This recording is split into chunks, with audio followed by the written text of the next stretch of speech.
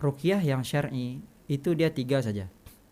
Menggunakan Al-Quran, Ya. keseluruhan Al-Quran dari Fatihah sampai An-Nas. An-Nas. Itu semua ayat ruqyah boleh digunakan. Iya, ya. Terus doa yang Nabi ajar pada kita Ya. ada di hadis-hadis yang sahih. Ah. Terus doa kita sendiri, Oh, bahasa Indonesia aja ya. bahasa Indonesia atau bahasa yang dia difahami lah. Bahasa lokal bisa juga. Bahasa lokal bisa juga. Cuman 3 ini aja yang ruqyah yang syar'i. Iya. Kalau ada bahasa lain Iya. ataupun sesuatu mantra yang kita tidak faham, Iya. itu bukan syar'i. Bukan syar'i. Ah. Assalamualaikum warahmatullahi wabarakatuh. Waalaikumsalam warahmatullah. Alhamdulillah kita bersyukur kepada Allah SWT. Salawat dan salam kepada junjungan besar Nabi Muhammad Sallallahu alaihi wasallam. Alhamdulillah di studio kita, studio podcast Masjid Baitur Rahman, Bang Raya Palembang, melalui channel Aku Mataku TV, kita kehadiran seorang ulama muda. Beliau ini dari 3 negara, dari Thailand, dari Malaysia, dan juga tentunya di Indonesia.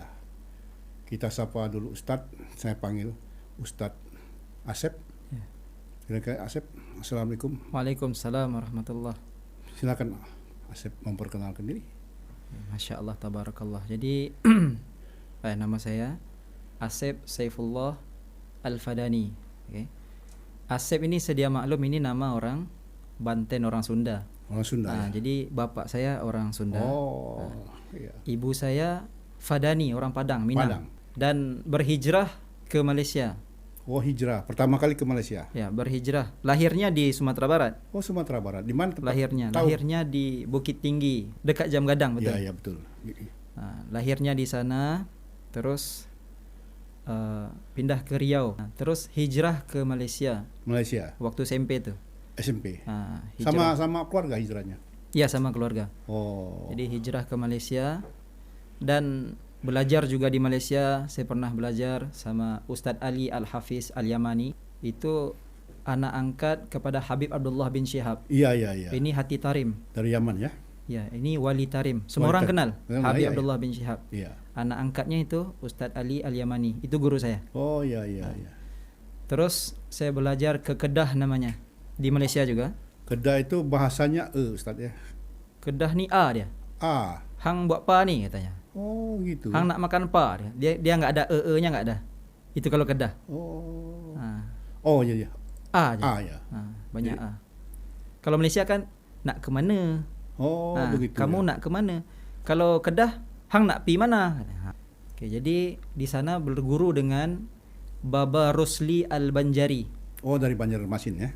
Tapi tinggalnya di Malaysia. Oh, Keturunan Malaysia. Banjar. Iya. Banjar ya. Tapi tinggal di Malaysia. Betul. Dan itu kiai di Malaysia lah. Iya. Baba Rosli Al-Banjari pun anak murid kepada Habib Umar Hafiz Al-Yamani. Iya. Habib Umar, siapa enggak kenal kan? Betul ya. Habib betul. Umar. Ya. Jadi Ustadz Ali tadi guru saya yang pertama itu daripada anak murid kepada Habib Umar. Ya. Yang kedua juga anak murid kepada Habib Umar. Betul. Itu guru saya yang di di Kedah. Itu levelnya apa waktu di Kedah itu sekolahnya? SMA? Itu alim, kelas alim. High school sebenarnya. Alim ni gini. Kalau 8 tahun, itu title-nya Maulana. Oh, Maulana. Tambah lagi 2 tahun jadi mufti saya. Oh, mufti. Kalau tambah lagi 2 tahun. Kalau 8 tahun itu alim. 10 tahun. Dia kan ada kelas alim 1, alim 2, alim 3. Iya. Kalau alim 8 itu title-nya Maulana. Jadi orang-orang yang digelar Maulana kalau ngaji Pakistan, di India, itu 8 tahun dia ngaji alimnya tuh. Itu masuk sekolahnya tamatan apa? Basic school? Dia terus saja. Bukan dasar sekolah dasarnya awal. Sudah pernah sekolah kayak di kita SD apa SMP masuknya. Level masuknya. Dia levelnya gimana? 8 tahun aja. 8 tahun fokus dalam agama. Sebelumnya harus hafiz dulu. Oh, hafiz dulu. Hafiz Quran dulu, lepas tu ngaji kitab dia. Oh, ngaji kitab. Jadi hafiznya 30 juz. Ya, hafiz dulu. Jadi syaratnya hafiz walaupun kita belum ada pendidikan sebelumnya ya. Ya, hafiz Al-Quran dulu. Betul. Terus ngaji inilah. Fiqh, tauhid, tasawuf, kitab gundul. Kata kita di Indonesia ini ada kitab kuning. Iya, kitab kuning. Sama ya. Itu 8 tahun. 8 tahun. Udah 8 tahun dan itu lulus, itu title-nya Maulana. Maulana. Kalau saya tambah lagi 2 tahun jadi mufti saya. Nah, boleh mengeluarkan fatwa. Kalau lagi 2 tahun, Itu kalau 10 tahun. Kalau mufti itu 10 tahun. Dan saya sambung 2 tahun, Ya. itu di Solo, Oh. Jawa Tengah. Iya, iya. Selepas di Kedah, saya Solo. sambung belajarnya di Solo, Jawa Tengah. Salafi, Di Pondok Pesantren Darussyahadah namanya. Darussalam. Itu saya ngambil takhasus 2 tahun. Oh, hebat berarti di Solo itu. Ah, hebat, Masya Hebat, Allah. Masya Allah. Dia perbezaannya kalau kita belajar, saya perhatikan. Kalau di Indonesia nih ya, Iya. belajarnya itu memang betul-betul belajar. 3 tahun udah bisa ngomong bahasa Arab. Betul. Kalau di tempat lain, itu lebih banyak mainnya. Iya, iya, iya. Contoh kalau dia belajar 10 tahun, Iya, iya. yang belajarnya cuma setahun tuh. Betul. Ya 9 tahun tuh main-main, Rekreasi, tidur. ya. Nah. Iya. Tapi kalau di Solo yang saya lihat itu betul-betul belajar dia. 3 tahun udah boleh cakap. 3 tahun, 3 bulan udah bisa. Bisa cakap ya. Nah, soalnya memang diwajibkan kalau ngomong bahasa Indonesia atau bahasa daerah itu ada dendanya. Ada denda. Denda 1.000 Nggak satu bisa- perkataan. Nggak bisa damai. Nggak bisa damai. Kalau Indonesia bisa damai. Allahu Akbar. Cinta damai. Iya, iya. Allahu Akbar. Oke. Saya jadi lupa nih karena Nggak, denda. Denda Allah, ya. denda. 3 tahun udah boleh cakap. Iya. 3 tahun kan saya udah salah jadinya. 3 bulan. 3 bulan ya. 5 bulan itu udah boleh baca kitab. Itu sudah Di Solo tuh. Sudah habis tapi ya. Iya. Habis itu habis kubro. Iya, Hafiz Kubro. Habis kubro. Syahadah. Orang bertanya-tanya apa habis kubro itu Ustaz? Maksudnya dia udah store bacaannya di Iya. depan 5 orang Iya. asatizah. Tingkat Jadi disemak. tingkat kesalahannya berapa banyak? Ya ada yang 10, ada yang 5, Katanya ada yang cuma 3. satu juz itu minimal 1, maksimal 1. Ya bergantung ininya. Oh, bergantung sistem masing-masing. Sistem masing-masing. Iya. Nah, itu di sana itu 5 bulan udah boleh baca kitab gundul. Baca kitab gundul. Kalau di pondok lain lama. Iya, iya. Tapi di sana dia bisa kayak waktu itu barokah, berkat waktu itu. Berkat iya. Sepatutnya ini 5 tahun, Iya betul. 5 bulan udah bisa. Iya, iya. Jadi Karena di Indonesia ini ada suasana deh. suasana betul. Suasana belajar itu ada. Iya, iya. Kalau di tempat lain kurang. Di pondok-pondok contoh di selatan Thailand, di Malaysia dia kurang. Suasana itu kurang ada. Kurang Kalau ada. di sini dia berebut-rebut. Iya, kompetisi. Kompetisi. Iya. Jadi kalau kita yang malas pun ngelihat orang rajin, kita jadi rajin. Betul. Contoh kita bangun tahajud. Kita ingat kita udah yang paling awal kan, Iya, pukul 3. Rupanya dia udah ada. Wah, nggak bisa nih. Esok harus bangun 2:30. Ada juga. Ada lagi. Kayak gitu. Mungkin nggak tidur lagi dia. Mendapatin saf pertama Iya. itu berebut tuh. Oh, Kalau Masya kita Allah. lambat belakang jauh. Jauh. Soalnya santrinya ribuan. Oh, ribuan ya. Makan pun kayak gitu juga. Kalau lambat di belakang Santrinya dari berbagai negara. negara. Allahu Akbar. Jadi suasana ada. Kalau suasana ada, orang yang malas pun bisa jadi rajin deh. Apalagi orang rajin. Apalagi orang rajin. Kayak saya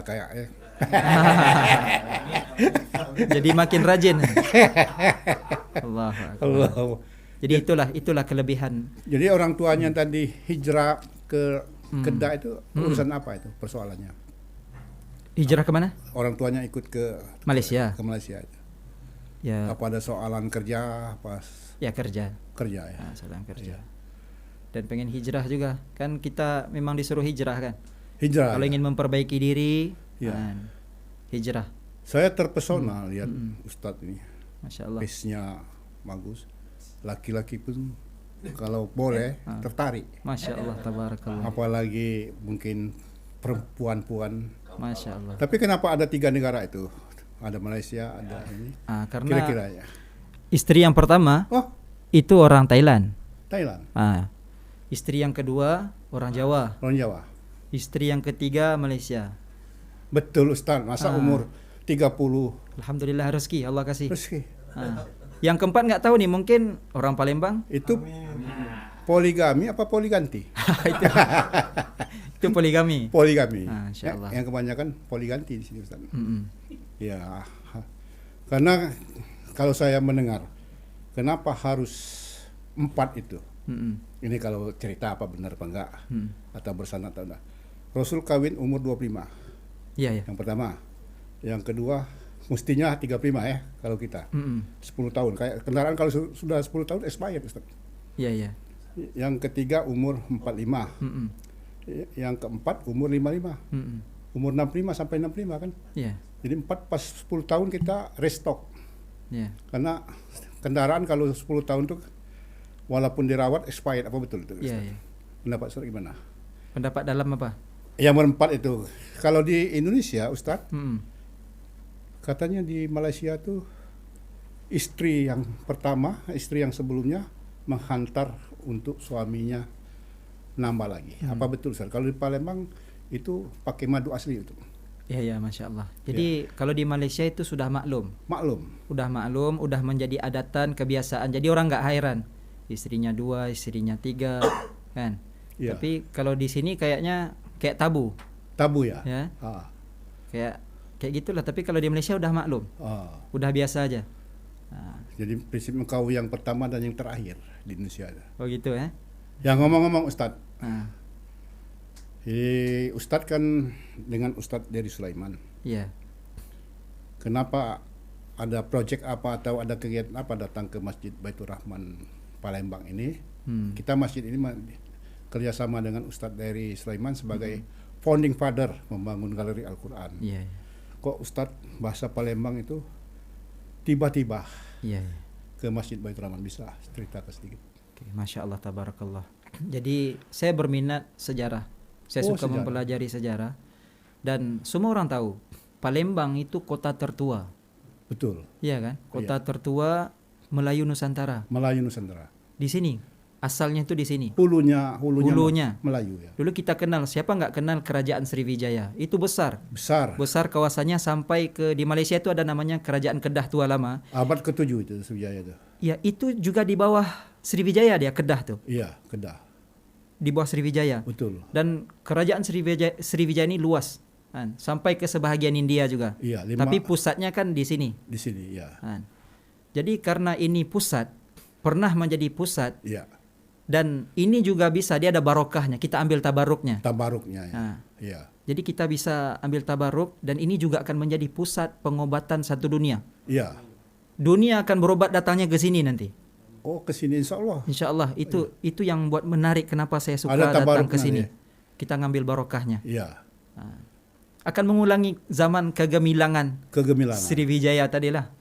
Itu beberapa sultan di Jawa dia pasti ke Sriwijaya dia. Iya. Berkali-kali. Jadi ke sini dalam rangka mungkin ada yang sesuatu yang ditablikkan dengan jemaah sini.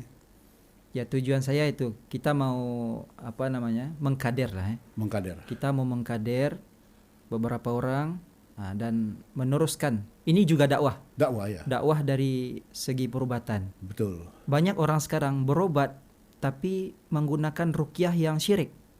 Oh. Ini yang menakutkan. Seperti di Thailand ya. Iya. Seperti di Thailand, Melayu-Melayu Islam di sana, Iya. yang sakit kadang pergi ke Sami Buddha dia. Oh, Sami Buddha. Iya. Kan itu perbuatan yang syirik dalam Islam. Jadi ruqyah ini maksudnya mantra Oh, mantra. ataupun jampi-jampi. Jampi-jampi ya. Ada ruqyah yang dibenarkan, Ya, ada ruqyah yang dilarang. dilarang ya. Nah, jadi disebabkan banyak orang yang ruqyah yang syirik, Ya. jadi tugas saya yang tahu untuk menyebarkan ilmu ruqyah syar'i ini. Nah, kalau tak, itu satu kesalahan, satu dosa tuh. Nah, Jadi Al-Qur'an itu boleh juga dibuat jampi-jampi. iya, ruqyah itu maksudnya jampi. Ya, Itu kan bahasa Arabnya. ada kekuatan yang menyangkut terkait dengan pengobatan Al-Qur'an itu. Iya. Wa nunazzilu minal Qur'an ma huwa syifaa'u wa rahmatul lil mu'minin. Dan Quran itu hudan dan syifa. Dia memberi hidayah Memberi hidayah. dan juga obat bagi segala macam penyakit. Oh. Apa saja penyakit, kalau orang tadi yakin dengan Al-Quran, insya Allah penyakitnya sembuh. Kita itu tertuju satu ayat tertentu atau misalnya kita yakin dengan surat Al-Ikhlas aja bisa menyembuhkan, kita pokoknya istiqomah membaca surat Al-Ikhlas itu bisa juga menyembuhkan. Dia yang penting gini, yang penting belajar kaedahnya. Kalau Al-Quran saya rasa semua orang bisa baca ya. kan. Iya, iya. Jadi dengan saya itu belajar caranya. Caranya. Ibaratnya ginilah, kita ada pedang, Iya. ya kan? Iya. Ataupun ada pistol. Pistol ya. Tapi kalau nggak tahu cara nembaknya kan sia-sia aja. Betul. Jadi saya lebih kepada mengajarin cara ataupun kaedah tadi, kaedah Betul. ruqyah. Ayatnya sama dengan Fatihah aja. Iya, bisa, artinya Dengan bisa. Fatihah bisa sembuh, tapi caranya bagaimana? Caranya bagaimana? Cara itu yang kita akan belajar, Oh. yang akan saya ajar. Artinya tidak tergantung apanya kepada satu ayat ya. Nah, Saya dulu pernah Ustadz di waktu saya hmm, pernah kerja di lapangan, ada seorang penyakit apa ya, ayan itu. ayana. Ayan anaknya itu apa namanya? Hmm, Pingsan. iya. Saya bacakan surat Al-Fatihah, Hmm, saya kasih air, hmm, saya suruh minum. Sembuh. Alhamdulillah. Dibilang saya dukun. Sembuh Ustaz. Jadi begini Ustaz. Kita lihat di Masjid Baitur Rahman, Hmm, tadinya orang minat tentang ruqyah ini tidak banyak yang hadir.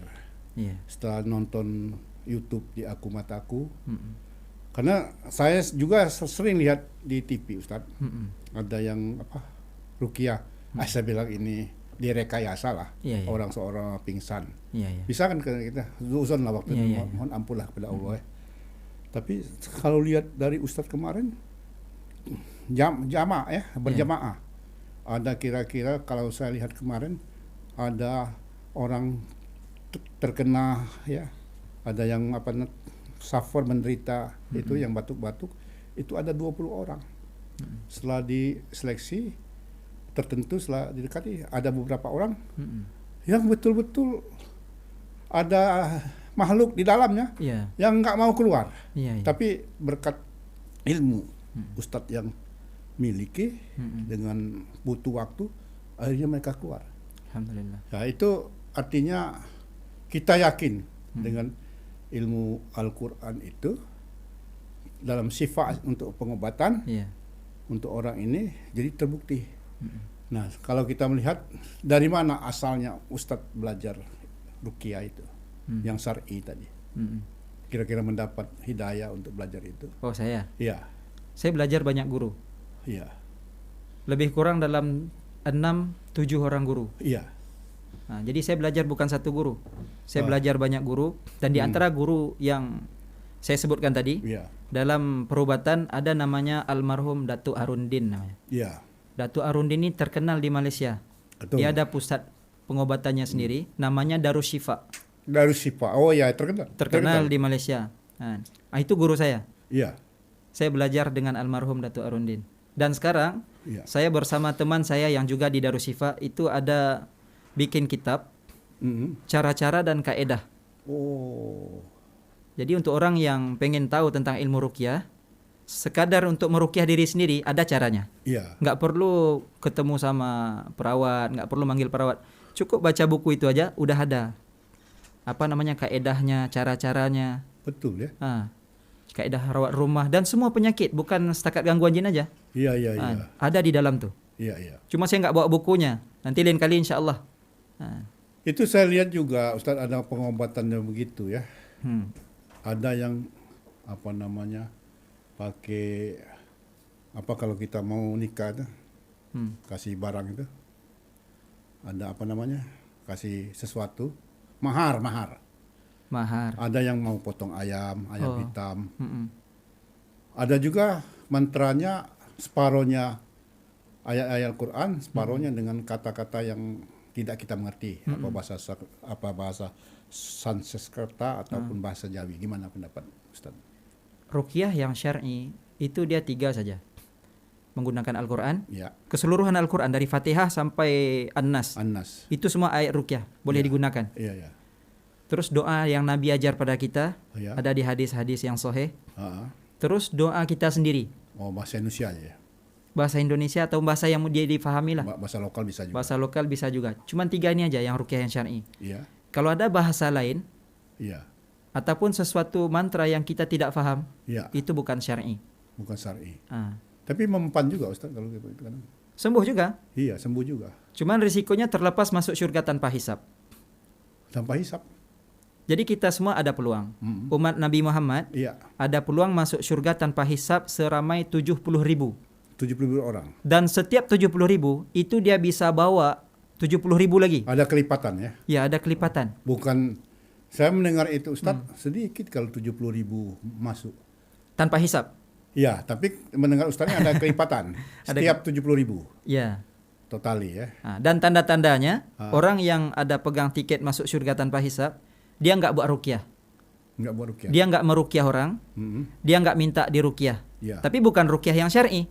Ruqyah yang tadi itu. Ruqyah yang syirki. Ruqyah yang bukan dengan orang Islam ataupun ruqyah yang mantranya kita nggak paham. Ya. Itu dia. Kalau kita pernah minta ruqyah sama orang yang seperti itu, maka terlepas masuk surga tanpa hisab. Jadi pelaku santet dan orang yang Terlepas. yang kita kena santet berhubungan minta lepaskan penyakit dengan orang ahli yang tadinya sumber santet, Ya. Terlepaslah peluang tadi. itu Masih bisa masuk surga. ya. Tapi udah nggak ada peluang masuk surga tanpa hisab itu. Jadi kita melihat tanda-tanda orang yang masuk surga tanpa hisab, nggak pernah sama sekali dia pergi jumpa dukun. Dan nggak pernah jadi dukun. Nggak pernah jadi dukun. Di Indonesia ini terkenal susu. Susu Ustaz ya. Kan orang masang susu di matanya bagus, di bibirnya bagus. Kalau susu itu kan ada yang bikinnya Ustaz. Kalau yang bikinnya meninggal, gimana itu? Bisa dilepas nggak susu itu? Insya Allah kita ada cara dalam kaidah ruqyah syar'i, kita ada cara macam mana mengeluarkan susu. Dan kita tengok juga kalau kita keluarin mengganggu tak pada sarafnya. Iya. Kalau mengganggu bisa jadi buta juga. Jadi kalau mengganggu pada kesehatan kita biarin, tapi kita hapuskan penjaganya aja. Ya, penjaganya. Khodam dia ada khodamnya tuh. Susu itu ada jinnya. Ya. Jadi kita keluarin jinnya aja. Iya. Soalnya kalau kita keluarin, kalau ada efek pada saraf, jadi cacat dia nanti kan. Iya. Kalau kita sudah kayak Ustadz ya, sudah menguasai ruqyah. Mungkin saya tidak tahu bedanya dengan indigo ya. Iya. Apakah indigo itu masuk dan kaitannya dengan pesugihan. Paham Ustadz pesugihan? Kurang paham. Orang bikin restoran bisa laris karena ke Gunung Kawi misalnya datang ke itu. Itu ada sesuatu yang ditempatkan di restoran atau usaha. Itu semacam susu lah. Ya, pelaris pemanis lah. Pelaris pemanis. Kaitan itu gimana Ustaz? Kaitan dengan indigo. Indigo itu kan orang yang betul-betul dilahirkan punya kelebihan. Dia bisa berbicara juga dengan syaitan. Oke. Soalan yang bagus lah. Oke, untuk pengetahuan yang lain, indigo itu bukan kelebihan. Bukan kelebihan. Indigo ini penyakit sebenarnya. Penyakit. Ya, memang orang indigo ini dia bisa melihat jin. Iya. Dia bisa berbicara dengan jin. Iya. Dia bisa menerawang Iya. dan dia tahu perkara yang akan berlaku. Betul. Jadi kita nampak di sini seperti satu kelebihan. Iya. Padahal ada jin dukun di badan. Oh. Dan ini kalau dibiarkan dia akan makan diri. Nanti akan makan diri, dia akan sakit, dia akan bunuh diri. Iya. Dia akan mencederakan diri sendiri kalau dibiarkan. Iya. Dan ketika orang yang indigo tadi kita ruqyahkan, jadi hilang kelebihannya. Udah nggak bisa ngerawat orang dia. Oh, jadi bisa Kalau kita ruqyahin dia, tanda petik bisa diobati artinya. bisa diobati. Oh. Jadi nggak bisa ngelihat, jadi udah nggak bisa dia menerawang. Iya. Ini penyakit. Penyakit. Untuk pengetahuan semua, ini penyakit bukan kelebihan. Soalnya gini, seandainya dia benar-benar nampak alam gaib, Iya. itu nggak bisa jalan kita. Iya. Kenapa dia cuma nampaknya satu-satu? Karena ada jin yang sama jenis di badannya. Ibaratnya gini, kalau orang darah O, darah manusia beda-beda kan? Jin juga beda-beda. Dia nampak yang sama jenis, yang jenis O saja. Kalau yang AB saja. Oh gitu. Dia nggak bisa ngelihat semua, yang sama dengan badannya. Oh, dengan karakteristik yang ada di badannya. Iya, contohnya gini lah, kalau yang jin Palembang aja dia bisa ngelihat. Iya. Dia nggak bisa ngelihat yang Malaysia, dia nggak bisa ngelihat yang Thailand. Sesama kawan tidak bisa saling ganggu. Yang sama jenis saja. Sama jenis ya. Kalau betul-betul dia ini bisa ngelihat, Iya. atau dipanggil dengan istilah hijab terbuka, Hijab terbuka ya. nggak bisa jalan. Setiap sejengkal nih mereka ada. Pasti. Kita mau buat podcast juga nggak kelihatan nih Pasti. kalau Iya. ini kan. Iya. Gitu dia. Kalau betul-betul dia ini terbuka hijabnya. Hijab terbuka itu. Tapi hijab terbatas ya. Dia terbatas. Iya. Indigo ini terbatas juga. Kita pernah mendengar istilah gorin, Ustaz. Korin. Korin ya. Katanya ada korin malaikat, ada korin jin. Apa betul, Ustaz? Ya betul. Korin itu adalah makhluk yang wajahnya seperti kita. Kalau kita gendut, dia gendut. Oh. Kalau kita pakai cermin mata, kacamata apa namanya di sini? Iya, kacamata. Dia juga pakai kacamata. Kosong-kosong. Kalau kita ada jenggot, dia juga ada. Baik yang jelek maupun yang bagus. Iya. Sama. Dua-dua ada. Dia ngikut pakaian juga. Dia kembar kita lah. Kembar dari kalangan jin dan kembar dari kalangan malaikat. Jadi kita ni ada kembar di kalangan malaikat yang wajahnya seperti kita, dan ada juga jin. Yang malaikat ini selalu membisikkan maksiat, kebaikan, amal ibadah. Yang jin tadi dia selalu bisikkan maksiat, suruh buat dosa, menangguh-nangguhkan amalan. Itu daripada korin jin. Syaitan semua tu. Semua kita ni ada jin korin, syaitan semua. Melainkan korinnya Nabi Muhammad. Kalau korin Nabi Muhammad, jinnya juga bisik kebaikan, malaikatnya juga bisik kebaikan. Luar biasa. Tapi kalau kita, ini keutamaan dan kelebihan yang ada pada Nabi kita Muhammad sallallahu alaihi wasallam. Enggak ada pada nabi yang lain. Ini enggak ada pada nabi yang lain. Nabi yang lain juga ada korinnya. Bisikan kejahatan. Tapi Nabi bisa ngelawan kan? Kalau wali? Sama semua. Sama dengan kita juga. Ada jin korin, ada malaikat korin. Wali-wali itu ya? Ya ada. Itu hanya spesial untuk Nabi saja yang Islam. Sahabat-sahabat enggak dapat. Kelebihan. Sahabat juga enggak dapat. Inilah kelebihan dan keutamaan yang ada pada Nabi kita. Dan korin itu enggak bisa dia masuk dalam badan orang. Oh, enggak bisa. Itu cuman bisik aja. Dia enggak bisa menunjukkan diri, enggak. Dia cuman membisikkan saja. Kalau ada orang yang kesurupan, dia mengaku dia korin, itu bukan. Itu hanyalah jin-jin bodoh, jin jahil yang menyamar jadi korin. By the way Ustaz, kembali ke laptop. Saya dengar Malaysia itu ada pengobatan menggunakan kanabis, ganja. Iya. Apa betul ganja itu obat herbal yang bagus? Ya, memang satu dunia tahu. Kanabis ini memang obat yang sangat mujarab, sangat hebat. Banyak penyakit-penyakit yang disembuhkan. Contoh macam sindrom Down, ataupun tantrum. Tantrum, orang yang peka, bisu, tumor, kanker. Itu dengan kanabis tadi. Ganja kalau bisa ganja. Masya Allah, sembuh. Tapi dia diharamkan. Jadi ada perawat di Malaysia yang buat kayak gitu. Diharamkan maksudnya? Diharamkan peraturan pemerintah. Bukan dari segi agama. Soalnya dia herbal kan? Iya, herbal ya. Jadi ada yang buat kayak gitu, dihukum gantung dia. Hukum gantung. Udah ramai yang sembuh dengan dia. Banyak dari negara lain juga berobat dengan dia. Banyak yang sembuh. Jadi ketika viral lah kan? Ya, viral ya. Ketika viral, jadi dicas ini dia. Dihukum gantung. Padahal dia nggak salah, dia cuma ngobatin aja. Nggak ada semacam amnesti dari pemerintah bahwa dia banyak melakukan kebajikan. Ya itulah yang kita sayangkan, ya kan? Soalnya dia nggak buat jahat. Dan harus dikaji lah, yang ini harus dikaji. Soalnya di Thailand udah diluluskan. Ya mestinya dari university lah. University meneliti ini, mentablikan dengan para pengambil keputusan supaya ini. Iya, betul. Di Indonesia, Malaysia sama.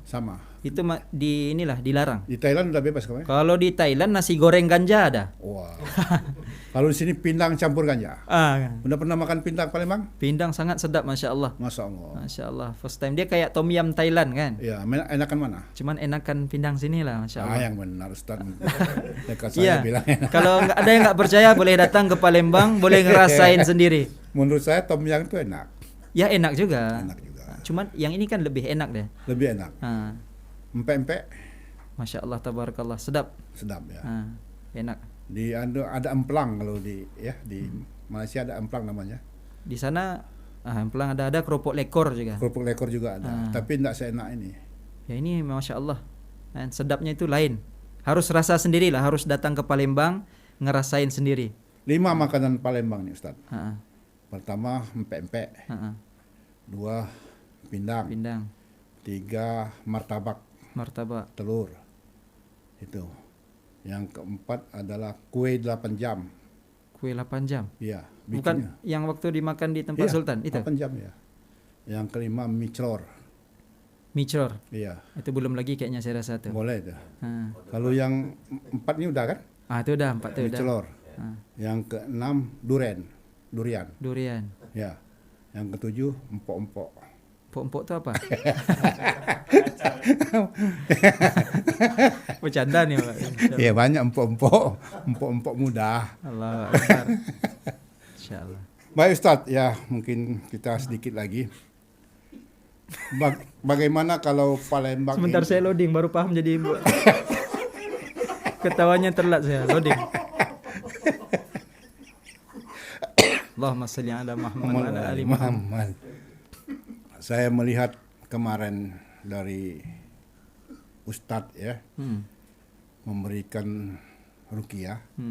Tadinya orang pesimis. Ini ruqyah ini main-main aja ya. Yeah. Tapi kalau lihat ruqyah Ustadz kemarin dari yang massal, terus yang spesifik dan ada berapa lagi level banyak ruqyah, dan selain ruqyah ada bekam, ada akupuntur. Kalau kita kaitkan dengan marwahnya Palembang sebagai kota tertua Sriwijaya, bagaimana Masjid Baitur Rahman ini kan punya galeri Al-Quran lukisan Ustadz Dery Sulaiman. Masya Allah. Yang pertama di dunia dari lukisannya. Pertamanya karena lukisan Qurannya, yang kedua karya Ustadz Dery. Bagaimana kalau kita jadikan pusat pengobatan tradisional sedunia? Masya Allah, tabarakallah. Tentang ini. Dan minta gimana tanggapan Ustadz? Apakah ada komitmen untuk itu di sini? Alhamdulillah, Ana sangat setuju. Ya. Seperti yang Ana bilang tadi, kita ambil berkat sebab ini kota tertua, pernah menjadi pusat satu dunia. Ya. Dan kalau kita ambil berkat, insya Allah ini juga akan menjadi pusat pengobatan satu dunia. Ya. Jadi sangat setuju lah, saya sangat setuju dan saya sangat menyokong apa yang diperlukan, insya Allah. Bisa. Allah akan bantu, bisa insya Allah. Saya yang paling penting selain dari pengobatan itu, memberikan penyadaran kepada ibu-ibu untuk mengikuti sunnah Rasul. Yeah. Apa yang Ustadz katakan bahwa suami itu, ibu-ibu itu mempersilakan welcome untuk suaminya menambah stok. Bisa nggak dijadikan kira-kira Ustadz? Dijadikan apa? Ilmu yang menyadarkan perempuan menerima itu. Insya Allah. Dia perempuan ini gini aja, dia kan dari tulang yang bengkok, Iya. iya kan? Iya, iya. Bisa diluruskan, tapi pelan-pelan. Iya, iya. Jangan syadid kita. Kalau Iya. kita paksa, patah. Udah nggak mau dia ngikut pengajian nanti kan? Iya, iya. Jadi hari-hari harus dikasih tarbiyah ilmu, kesadaran. Nanti dia sendiri yang akan mencarikan. Kalau dia udah paham. Karena itu setiap rumah satu hari harus baca satu hadis. Satu hadis. Jangan dibiarin perempuan, jangan dibiarin berguru dengan TikTok, berguru dengan Facebook. Iya. Nanti nggak mau dia kan? Iya, iya. Gurunya salah. Jangan biarin suami kita nikah lain katanya kan. Iya, iya. Cukup satu nanti nggak adil. Adilnya gimana? Itu kan bisikan setan semua tuh. Iya, iya. Jadi kalau kita bacakan hadis hari-hari kelebihan, mereka mesti ingin mengikuti sunnah. Di dalam sunnah ada kejayaan. Ada kejayaan. Nah, jadi caranya setiap hari harus ditarbiyah. Ya. Minimal satu hadis lah. Minimal satu hadis. Itu bukan untuk saya, Ustadz. Saya kan sudah umur 70. Masuk yang generasi muda yang umur 40-an sekarang sedang ini. Satu lagi saya ngasih tahu, kalau mau umur panjang, mau sentiasa sehat, kawin dengan gadis yang lebih muda. Nikahi gadis yang lebih muda, itu menambah umur. Kalau kita nikah dengan yang lebih tua dari kita, yang terlalu tua maksudnya, itu dia bisa mengurangkan umur. Ada dalam kitab Qurratul Uyun. Iya, iya, iya. Jadi kalau mau makin tambah sehat, ya harus nambah lagi. Ya kalau yang di bawah 70, Ustaz. Kalau saya kan sudah 70. Laki-laki ini sebenarnya makin tua makin padu dia. Dia beda. Kalau perempuan kalau perempuan kan monopos dia kan. Ya mau 40, 50 udah enggak ini kan. Kalau laki enggak. Dia kayak pisau dia. Makin diasah dia makin tajam. Makin berbisa lah bilang orang. Iya. Ada itu caranya. Tambah lagi. Tambah lagi. Kalau ada istilah Ustaz. Kalau poliandri nggak boleh kan? Nggak boleh. Perempuan nih kan? Iya. Perempuan tak boleh. Kalau poligami apa? Ya poligami maknanya laki-laki istrinya lebih dari satu. Kalau monogami? Monogami sendiri. Iya apa aja? Istri satu. Istri satu lah. Iya. Kalau Palembang bukan jawab istri satu. Bosan. Gimana? Bosan. Tahu nggak bosan tuh? Bosan kalau satu. Bosan kalau istrinya satu. Iya. Jadi tambahlah satu lagi. Iya, kalau mau Dia laki-laki itu akan berjaya, akan sukses kalau ada perempuan solehah di belakangnya. Semakin ramai perempuan solehah, semakin sukses dia. Kalau pemimpin tidak punya istri gimana, Ustaz? Ya kalau kuranglah suksesnya. Iya, kan? iya. Jadi pemimpin itu tidak boleh, harus punya istri ya? Iya. Kalau pemimpin, kalau mau berhasil, iya, harus ada istri yang solehah. Iya. Dan kalau mau lagi berhasil, tambah lagi. Tambah. Tapi Ustadz itu Dan rezeki kita juga akan bertambah. Allah akan ngasih rezeki sesuai dengan tanggungan kita. Kalau cuma satu, ya satu aja lah. Kalau dua istrinya, double rezekinya. Tapi Ustadz, kalau tiga, triple. Kalau empat, popel. Tapi kalau Ustadz, itu insya Allah masuk surga. Karena beristri 4. Amin, insya Allah. Ditanya kalau yang istri 1, kenapa kamu udah banyak amalnya, mau masuk surga dipanggil? Di akhirat nanti? Iya. Nabi bilang, ana ubahi. Ana ubahi. Nabi gembira, seronok. Apa bahasa sini? Gembira seronok, kan? Gembira. Nabi terlalu gembira. Lihat. Masuk surga. Lihat ini, umatku Nakib kata Najib. Najib. Lihat Najib ini, istrinya 4 katanya, anaknya ramai. Dibangga-banggain kita di depan orang lain. Mau dibangga-banggain. Enggak mau kayak gitu? Iya. Mau kan? Enggak mau. Tambah lagi. Mau. Tapi kalau Ustadz nanti misalnya udah banyak amalnya, ditanya istri 1, masuk surga dipanggil. Kenapa kamu istri 1? Takut dengan istri. Dia enggak apa-apa. Istri 1 juga enggak apa-apa, 2 juga enggak apa-apa, 3 enggak apa-apa. Tapi kalau banyaklah rezeki. Tapi dia bilang ada kata takut, Ustadz. Dia takut sama istri, bukan takut pada Allah. Allahu Akbar, janganlah. Tapi kadang kalau dibilang dalam hadisnya, istrinya itu sepatutnya 2 dulu, 2. Ada perintahnya 3, 4. Kalau takut berlaku adil, tidak berlaku adil, ya boleh. Adil itu gimana adil? Apakah adil, sama? Apakah masa yang baru dengan yang lama harinya harus sama? Adil ini sesuai dengan porsi. Porsi, ya. Contoh, kita ada istri 4. Iya. Kita pergi beli baju contoh. Iya. Harus adil, harus sama. Iya. Apa yang paling rendah? S. Baju yang paling rendah S kan? Iya. S, L, XL. Udah S aja. Semua S. Terus istrinya yang XL gimana? Kan bisa koyak bajunya kan? Benar juga. Jadi sesuai dengan porsi. Kalau yang XL kasih XL. Kalau yang S kasih S. Kayak kalau anaknya 2, ya beda lah kita kasihnya. Kalau yang anaknya 3 beda. Kalau yang single, beda. Gitu. Adil tuh kayak gitu. Bukan sama. Kalau L aja semua, enggak. Sesuai porsi. Saya secara main-main pernah juga yang istri tua nuntut lama. Misalnya udah berkeluarga 10 tahun, yang baru ini baru 1 bulan. Minta sama harinya. Saya bilang nggak adil itu. Kan kamu sudah 10 tahun. Ini kan baru 1 bulan. Jangan ketinggalan. Insyaallah, tabarakallah. Baik Ustaz, terima kasih. Kita berharap Palembang ini jadi pusat pengobatan tradisional berbasis Sriwijaya, mengambil marwah Sriwijaya. Ambil berkat tabaruknya dari Sriwijaya. Saya yakin nanti kita akan adakan pelatihan di sini. Insyaallah. Apa kira-kira kita sudah panjang lebar Ustaz berbicara. Terima kasih atas kehadiran ini. Mudah-mudahan kehadiran Ustaz membawa berkah. Amin. Apapun nasihat Ustaz yang bisa kita kerjakan dikerjakan. Kalau yang kita nggak berani nggak usah dikerjakan. Ya, apa kira-kira last komen terakhir dari Ustadz mengakhiri dari ini? Oke, akhirul kalam, kita harus berjemaah. Apapun harus berjemaah, jangan berpisah, jangan berpecah belah. Kalau kita pecah belah, mudah syaitan ingin merosakkan. Apatah lagi kalau kita mau buat ruqyah nih, mau pusat perubatan satu dunia nih rencana kita.